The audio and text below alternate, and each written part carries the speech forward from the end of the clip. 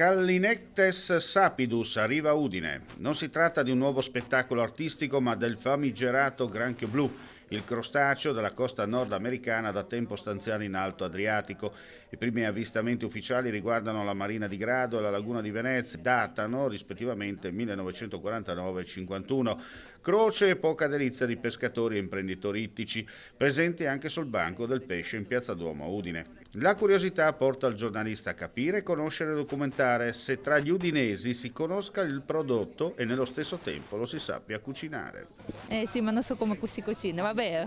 Vabbè, si mette un po' di acqua bollente, si butta dentro, una sbollentata e via, no? Sì, belli però. Beh, no, occhio con le mani perché rischia che... No, ma so prendere perché sì? ogni tanto vado a pescare, sì. Dunque sa prendere in mano il granchio blu, vedo. Sì, E secondo ma lei mezzo morta.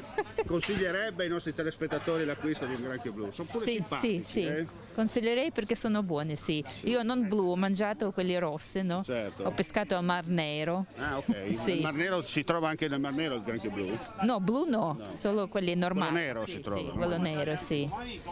D'altronde il Mar Nero si trova il Mar Nero. Però qua sì, va bene, Mar Adriatico sì. Comunque un consiglio c'è da parte sua. Sì, il consiglio sì, che allora- sono buoni veramente. Beh.